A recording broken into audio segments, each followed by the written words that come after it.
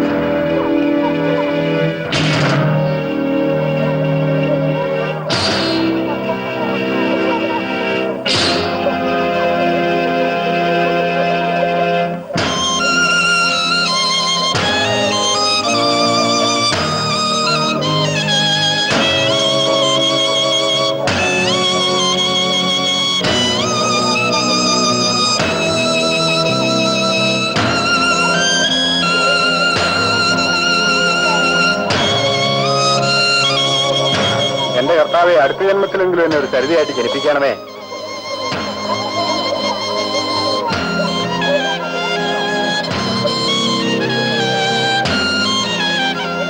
James, നിങ്ങൾ ജയിച്ചിരിക്കുന്നു. ഒരിക്കലും ജയിക്കാനാവാത്ത വിധം ഞാൻ തോറ്റു.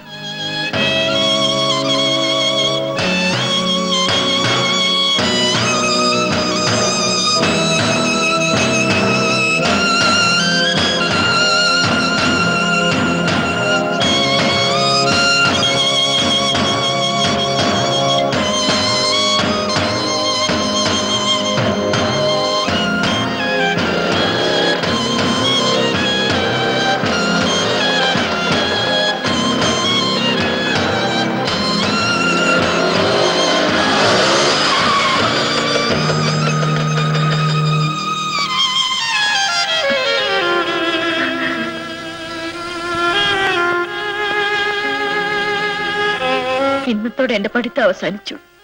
തൃപ്തിയായില്ലേ? ഇനി എന്നെ എന്റെ കുടുംബത്തെയും കൊല്ല്.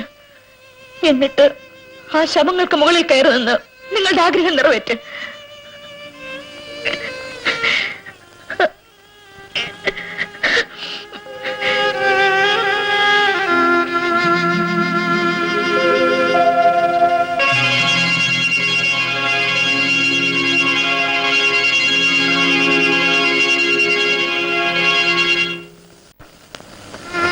തന്റെ കിടപ്പറ പങ്കിട്ട എത്രയോ പെൺകുട്ടികൾ, അവയിൽ നിന്നെല്ലാം വ്യത്യസ്തമായൊരു മുഖമായിരുന്നില്ലേ സരിത? ആഗ്രഹങ്ങൾ സാധിക്കാതെ വന്നപ്പോൾ അതൊരു പ്രതികാരമായി മാറി. അതിത്രയും ക്രൂരമായിട്ട് വേണമായിരുന്നു? ഒരിക്കലും തിരുത്താനാവാത്ത തെറ്റല്ലേ താൻ സരിതയോട് ചെയ്തത്? അവളുടെ ഹൃദയത്തിലെ മുറിവുകൾ ഉണങ്ങുമോ? തനിക്കത് ഉണക്കാൻ കഴിയുമോ? ഇന്നോളം മറ്റുള്ളവരുടെ വേദനയിൽ ആനന്ദം കണ്ടിരുന്ന തനിക്ക് ഈ അസ്വസ്ഥത എവിടെ നിന്നുണ്ടായി? ഒരുപക്ഷെ ഇതിന്റെ പ്രത്യാഘാതം സരിതയുടെ കുടുംബത്തിന്റെ തകർച്ചയായിരിക്കില്ലേ? ആ സാധു കുടുംബത്തിന്റെ മുഴുവൻ പ്രതീക്ഷയും സരിതയിലായിരുന്നില്ലേ?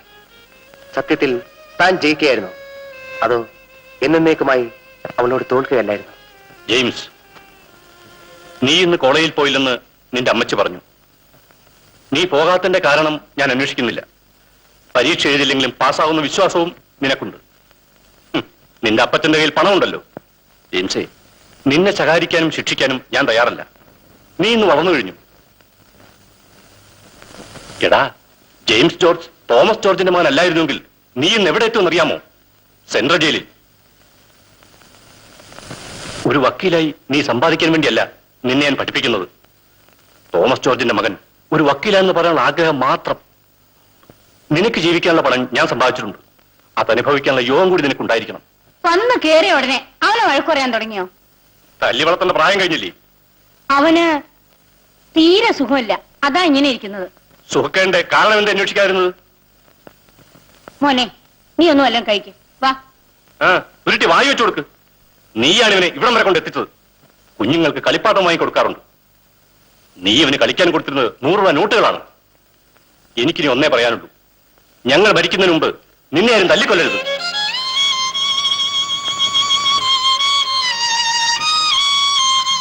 മോനെ, നിനക്കെന്ത് പറ്റി?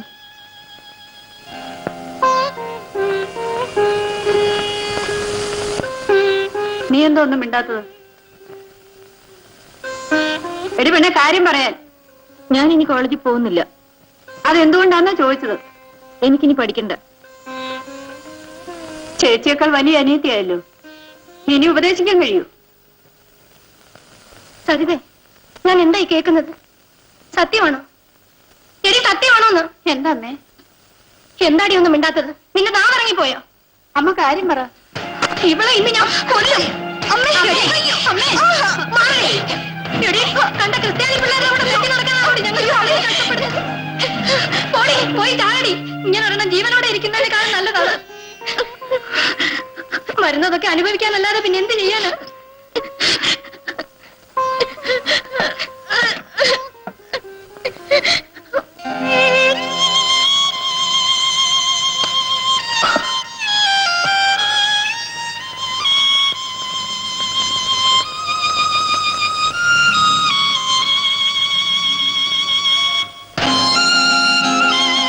ഇന്നത്തോടെ എന്റെ പഠിത്തം അവസാനിച്ചു. തൃപ്തിയായില്ലേ? ഇനി എന്നെ എന്റെ കുടുംബത്തെയും കൊല്ല്. എന്നിട്ട് ആ ശവങ്ങൾക്ക് മുകളിൽ കയറി നിന്ന് നിങ്ങളുടെ ആഗ്രഹം നിറവേറ്റ്. മോനെ,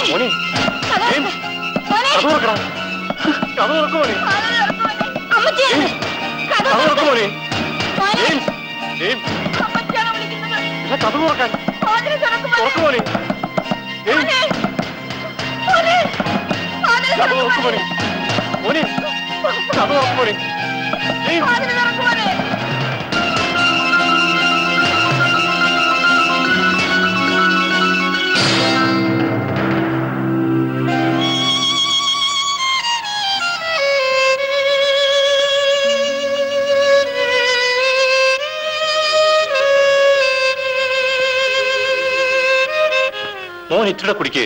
വേണ്ട ഡാഡി, ഇനി കുടിച്ചാ എനിക്ക് കണ്ണു കാണില്ല. മോന്റെ അടുത്ത് ഡാഡിയല്ലേ ഇരിക്കുന്നത്, കഴിക്കേ. ഡാഡി കള്ളു കുടിക്കുന്ന പാവാണോ? എന്ന് ആര് പറഞ്ഞു? മേനോൻ അങ്കിൾ. എന്നാലേ മേനോന് പാവമായിരിക്കും, ക്രിസ്ത്യാനിക്കല്ല.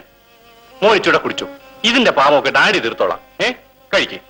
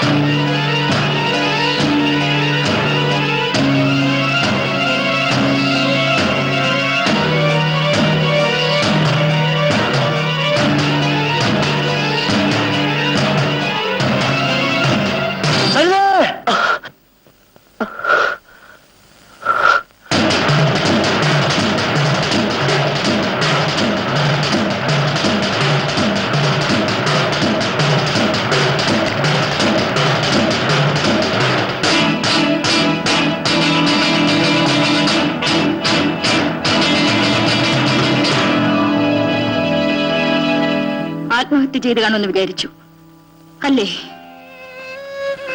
അതിന് കാരണക്കാരനായി നിങ്ങളോട് പറയാതെ ഞാനിത് ചെയ്യില്ല.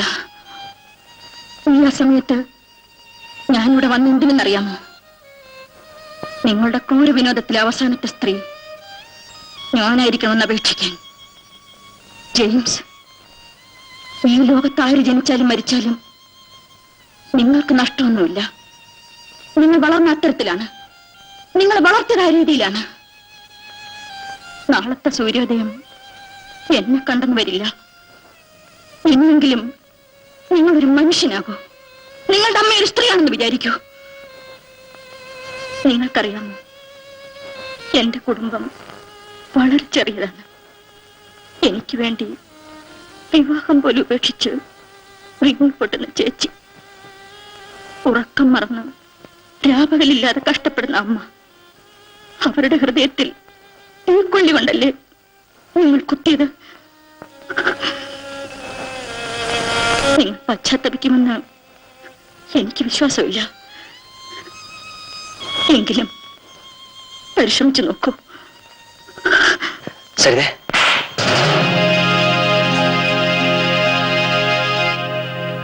അല്പം വൈകിപ്പോയെന്ന് തോന്നുന്നു. ഞാനിത് നേരത്തെ ചെയ്തിരുന്നെങ്കിൽ എന്റെ എന്ന് പറയാൻ എനിക്കൊരു മകനുണ്ടാകുമായിരുന്നു.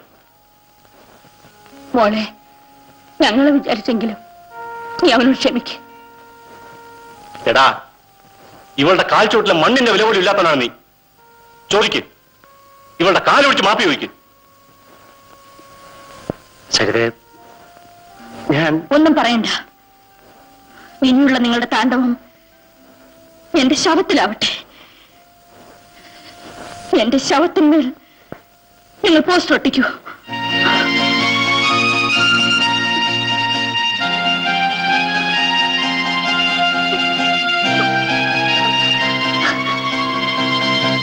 കരയാതെ മോളെ, നിനക്ക് ചേച്ചിയില്ല. ചേച്ചി ചുമച്ച് തുപ്പുന്നത് വരെ നീ വിഷമിക്കണ്ട. നിന്റെ സ്വഭാവം എനിക്കറിയാവുന്നത് കൊണ്ട് തന്നെയാണ് ഞാൻ ഉറങ്ങാതെ കാത്തിരുന്നത്. ആ, അമ്മ ഉണരുന്നതിന് മുൻപ് നമുക്കങ്ങ് ചെല്ലാം.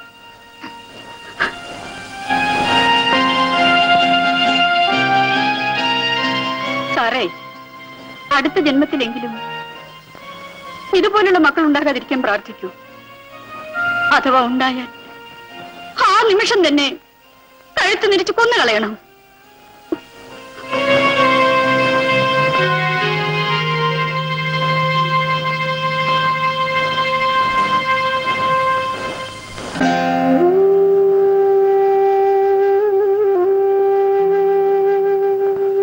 സരിതേ, നീ ഇങ്ങനെ വാശി പിടിച്ച് കിടക്കരുത്.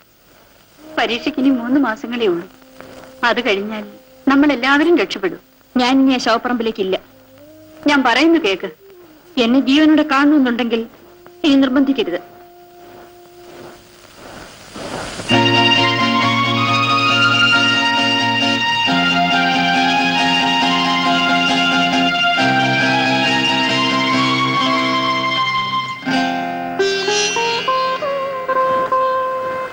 ചേച്ചി, ഇത്രയും കാലം ചേച്ചി എനിക്ക് വേണ്ടി കഷ്ടപ്പെട്ടില്ലേ? ഇനിയും ചേച്ചിക്കൊരു ജീവിതം വേണ്ടേ? ആ ചിന്ത നിനക്കുണ്ടായിരുന്നെങ്കിൽ നീ ഞങ്ങളെ അനുസരിക്കുമായിരുന്നല്ലോ. എന്റെ തലയിലെടുത്തുപോലെ കഴിഞ്ഞോളാം. ആ ശങ്കരനേര് കൊണ്ടുവന്ന കാര്യം ഒന്ന് ആലോചിച്ചൂടെ? ഇനി എനിക്കൊരു കല്യാണത്തിന്റെ കുറവേ ഉള്ളൂ. ചേച്ചി, നമ്മൾ ആശിക്കുന്നതെല്ലാം നടക്കാറില്ലല്ലോ. ഞങ്ങൾ ആശിച്ചത് നടക്കുമായിരുന്നു. നീ അതിന് സമ്മതിച്ചില്ല. കഴിഞ്ഞതെല്ലാം കഴിഞ്ഞില്ലേ മോളെ? നാഴിപാത്രത്തിൽ ഇടങ്ങഴി പിടിക്കാറില്ലല്ലോ. ഞാൻ ആ ശങ്കരൻ നായരോട് വിവരങ്ങളൊക്കെ പറഞ്ഞിട്ടുണ്ട്. അടുത്ത ആഴ്ച അവരിവിടെ വരും.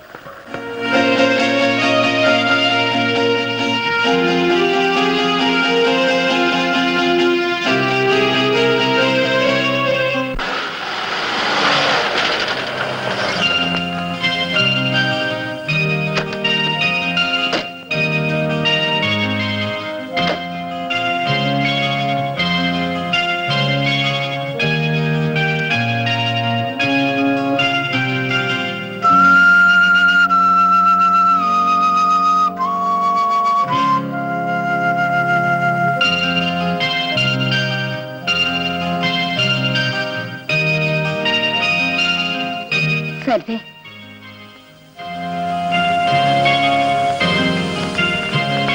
സരിതേ, ഞങ്ങളോട് ഇത്രയും വെറുപ്പ് കാട്ടാൻ ഞങ്ങൾ എന്ത് തെറ്റ് ചെയ്തു? തെറ്റും ശരിയും തിരിച്ചറിയാവുന്നവരോടല്ലേ തെറ്റിനെ പറ്റി പറഞ്ഞിട്ട് കാര്യമുള്ളൂ.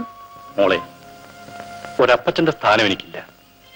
എങ്കിലും പ്രായമുണ്ടല്ലോ, ഉപദേശിക്കുകയാണെന്നും തോന്നരുത്. എന്റെ മകൻ കാരണം നീ ഒരുപാട് ദുഃഖിക്കേണ്ടി വന്നിട്ടുണ്ടെന്നും എനിക്കറിയാം. ഒരല്പം വിട്ടുവീഴ്ചയ്ക്ക് തയ്യാറായിക്കൂടി? എക്സാമിന് കഷ്ടിച്ച് 2 മാസം അല്ലേ ഉള്ളു മോളെ. അതും കൂടി കഴിഞ്ഞാൽ സരിതയ്ക്ക് സ്വന്തം കാലിൽ നിൽക്കാറാവും. പൂ പറിക്കാൻ നേരത്ത് ചെടിയുടെ കടയ്ക്ക് തീ വെക്കണോ മോളെ? അമ്മയുടെയും ചേച്ചിയുടെയും ആഗ്രഹം നിറവേറ്റാൻ നോക്കൂ. തിരുത്താൻ വയ്യാത്ത തെറ്റുണ്ടോ മോളെ? ജെയിംസ് അത് തിരുത്തിക്കഴിഞ്ഞു. ഇപ്പോൾ സരിതയേക്കാൾ ദുഃഖം അവനാണ്.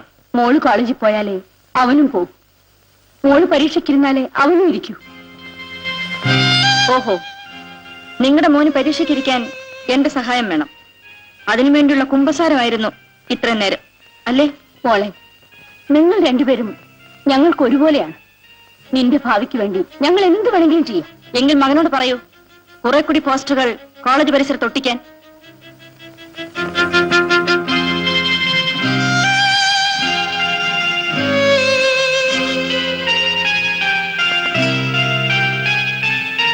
എന്റെ മോള് ചത്തോന്നറിയാൻ വന്നതാണോ?